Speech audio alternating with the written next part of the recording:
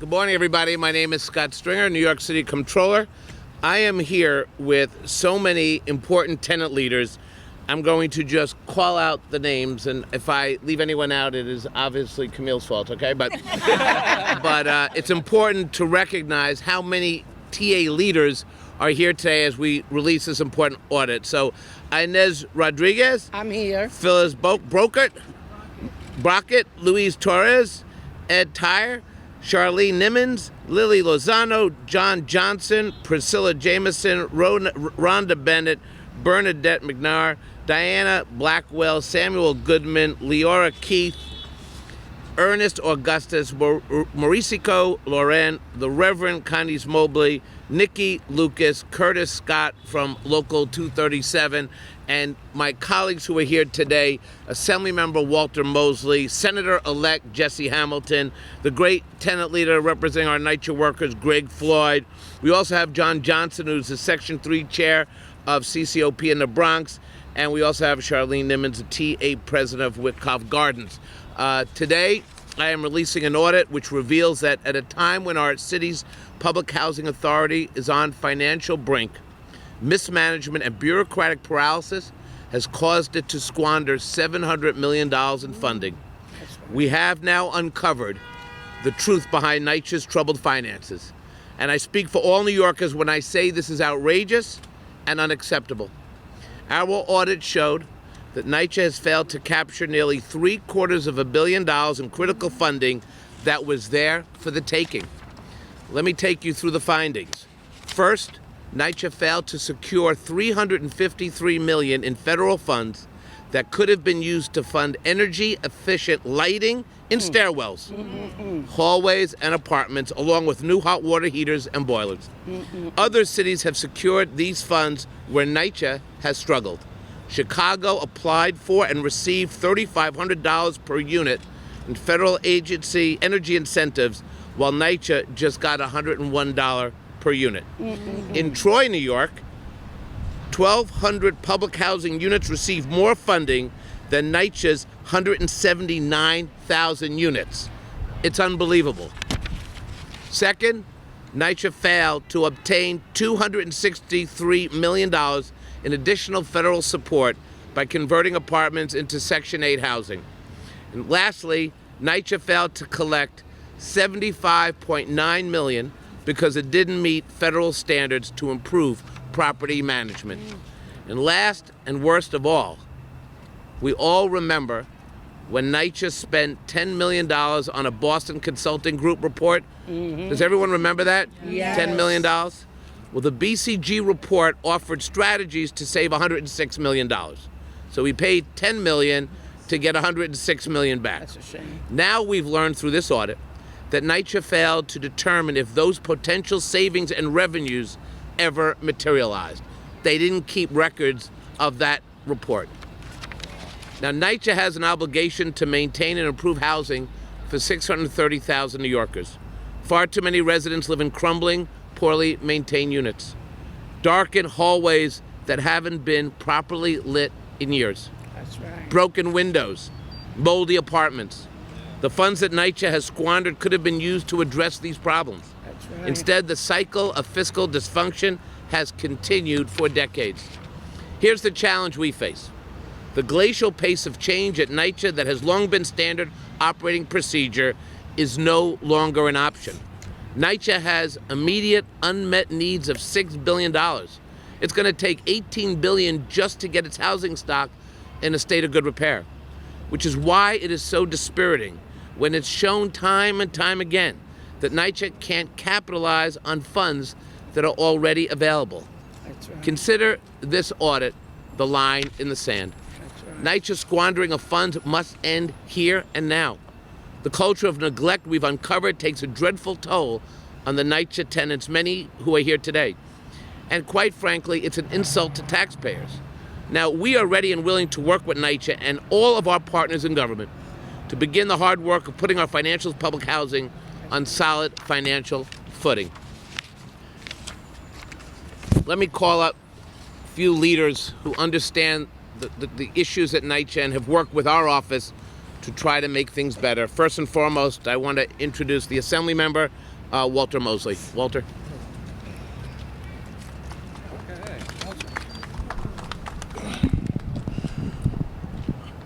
Good morning, everybody. First of all, I want to thank the Comptroller and his staff for issuing this report. This is a charter-mandated report, but obviously someone didn't get the memo last year and the years prior as it relates to some of the revelations that the current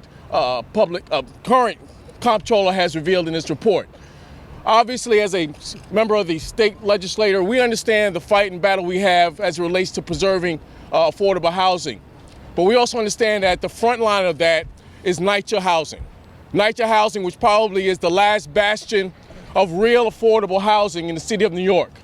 And we know that understanding this fact, that by keeping NYCHA accountable to us as cities, as citizens, and as taxpayers, we understand that we have to do everything possible, both in Albany and in City Hall, to make sure that people who live in NYCHA are given the same amount of respect, the same amount of consideration, and the same amount of attention that this report has been given to us today. So I'm here to stand with my NYCHA residents. That's right. Because we know that I am them and they are me. That's right. I represent them throughout my district, where we're standing today. But more importantly, we represent all 600,000 residents who live here in the city of New York. Because ultimately, one day, we might find ourselves in need of affordable housing. And we might have to come to NYCHA for affordable housing, safe housing, clean housing. But ultimately, we understand that we have to hold those individuals accountable in Washington, D.C.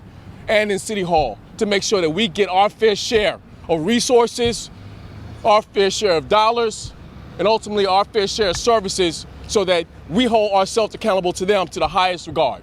So again, to the Comptroller and your staff, I want to thank you for allowing us to be here, but more importantly, for revealing to us what many of us have known all too long, that we are shortchanging the people who live in NYCHA. That's right. And for this day, going forward, we say no more. Thank you so much. No more. Thank you. No more. No mas. I'd like to call up the Senator-elect who represents a whole lot of NYCHA residents, Jesse Hamilton. Thank you, Comptroller Scott Stringer. I'm a son of NYCHA. I grew up in NYCHA housing in the South Bronx, more houses, and I understand the challenges that many of my brothers and sisters are facing. During my campaign, we knocked on every door in NYCHA housing, and the complaints that were given to us were egregious. From mold in the homes, holes in the walls, elevators not working, and in one housing development, Langston Hughes, there's only one elevator button. There's no up, there's no down. And at night, women walk down the stairs. And I asked them, why do you walk down the stairs late at night? They said, because when I press the elevator button, I don't know if it's going up or going down. So we have women living in fear, people living in fear in NYCHA housing, and we have to stop that. And I believe that NYCHA is starving the residents. Starving the residents of funding, starving the residents of repairs, to make sure, like I say, we don't have enough money to fund NYCHA, so let's sell it to a private developer. Yes. We will not let that happen. That's right. We will not let developers come in and take public housing that our taxpaying dollars are paying for. Yes. We are facing the most egregious as far as housing in New York City. It's at a boiling point right now. That's right. If you make minimum wage, NYCHA was a way for you to live. If you make minimum wage, you're bringing home $1,400 a month. Mm-hmm. After you pay your Metro card, after and everything else, you'll have $1,000 to live off of, to pay your rent, to buy food, clothing, and everything else. So as a state senator, I want to make sure that we but we will start giving more funding to NYCHA due to the fact that the state has fallen back on their responsibility. That's right. And I just want to thank the Comptroller, because when I read the article yesterday of plumbers making $110,000 or more in overtime, we have so many residents in NYCHA who need jobs. That's right. And for some reason, they're not hiring us. That's right. They're hiring people outside the community to come into the community and take jobs away from us. With the federal government, we should be hiring more residents from NYCHA, but we're not doing so. So thank you very much, and thank you, Scott Stringer. Thank you. Senator, our new state senator. Thank you. We've got a lot of new folks. I want to introduce someone who's been a housing leader, and then we're going to hear from our tenant leadership and our union leadership. I'd like to call up Assemblywoman-elect Joanne Simon, who's been a great housing leader in this city. Good morning. I want to thank the Comptroller for his stupendous work with this audit that has revealed so much of what NYCHA residents and community have known for a long time, and that is NYCHA residents are being woefully shortchanged. Right. They're living in dangerous conditions. Right. They've raised these issues again and again to deaf ears, and the time is now to stop that. I'm committed to working with my colleagues in government to make sure that the resources are brought to bear and that our NYCHA residents are able to live in safe, healthy, and secure environments. And I look forward to working with all of my colleagues and thank the Comptroller again for this audit, which is just frighteningly real. That's and I will do everything that I can to make sure that this does not continue. Thank you. Thank you very much. Thank you, Joanne. We also have another person who's going to take office any week now, and that is the new Assemblywoman-elect Latrice Walker. Thank you. Hey, Latrice. Wow, I know we're like hugging. Hi, Latrice. You know, anytime somebody talks about Good Morning NYCHA, it's always something that's near and dear to my heart because I grew up in NYCHA. That's right. Actually, I have some cousins who live around the corner. So it's insulting to me to understand that all of these hundreds of millions of dollars have been left on the table, and where people like my mother, who was a senior, would have to walk from the ground floor to the 18th floor in her NYCHA development, and with all of her other ailments, and there was money that was on the table that could have made these dire repairs. When you think about how many resident association presidents have been calling for cameras in order to stop some of the crime that we've been experiencing, perhaps some of this money could have been used to save a dear life. So we are calling on NYCHA to take a very, very, very close look at this audit that our Comptroller was so audacious in offering us today, because it not only takes a picture of a situation where mismanagement is taking place, it also is forward-looking.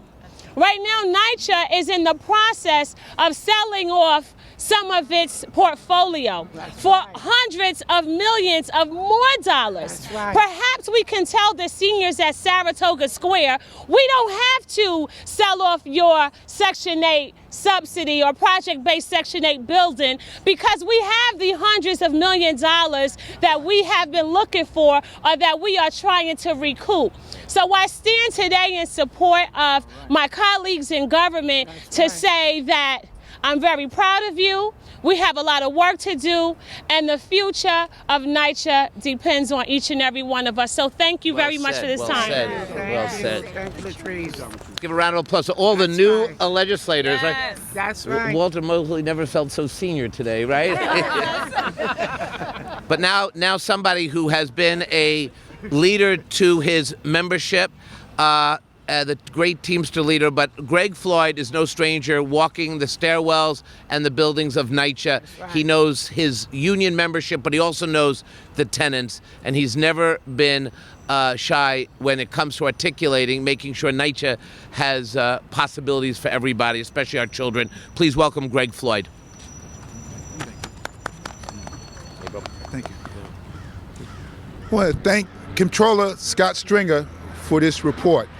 It is timely because yesterday the New York City Housing Authority tried to change the conversation and say that the employees are making too much money.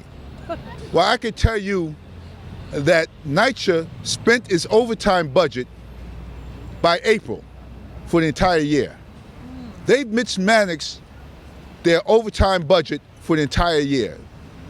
They want to turn around and say they need work rule changes. Well, here are the facts. For the last 4 years, we have not been able to schedule work on time. What is the difference? It's not work rules, it's the people in charge. That's right. They have not allowed us to do our jobs. That's right. They come up with all kinds of schedules for us not to do work. A simple thing as calling the residents to see if they're at home when we knock on the doors to do the repairs would go a long way. This is a new day. Finally, someone's paying attention. And I believe we will start seeing NYCHA go up instead of down. We can recapture some of this money that we've lost and use it correctly. That's right. We want to work with the residents because some of our members are residents also. Thank you. Thank you, That's Greg right. Floyd. Thank you so much. Can I call up the TA president from Wyckoff Gardens, Charlene Nimmons? Hi, Charlene Nimmons from Wyckoff Gardens. I'm so pleased that Comptroller Stringer brought this report to us, and I'm so grateful that we have our elected officials standing with us, and we have representation from the resident associations from all boroughs, and we're so pleased that everybody's here, and our residents to speak out and say thank you for hearing us, because we've been saying for years that dollars were being mismanaged. We always said that we were top heavy.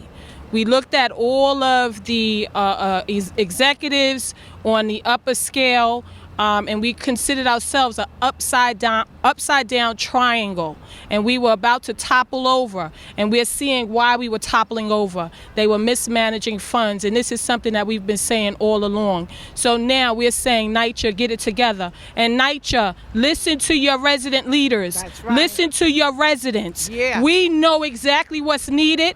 And we will be willing to work together with you, just as we've been willing to work together with our elected officials. As we're standing here united, NYCHA, you're the only one missing. Come on and get on board. That's right. That's Thank right. you. Go ahead. Someone we worked with on our last audit on Section 3, and that's John Johnson from the Bronx. Where's John? Thank you. Good morning, everyone. Thank you to the Comptroller's office. One of the problems I have is that NYCHA often looks at the residents and they treat us as second-class citizens. We have to be brought to the table, and to be brought to the table to be equal partners when it comes to decision-making. There's something set forth by HUD 964 regulations that gives us credence to be at these tables so we can be a part of the decision-making process, and that's not happening now. The Comptroller's office reaches out to us on a regular basis. If they can bring us to the table, NYCHA can bring us to the table. It's the law, it's the federal law. You see all of these representatives standing behind me on the resident side. We need more of this. That's right. Not just for situations like this, but we need this to take place all the time. We need residents brought to the table so we can be a part of the process. We have to stop being left out. Thank you. Thank you very much. Thank you. I want to just also make some more community acknowledgments.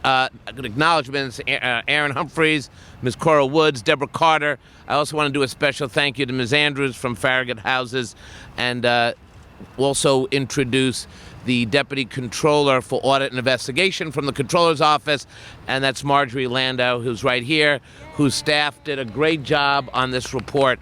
And I also want to thank the Comptroller's staff that's here today as well.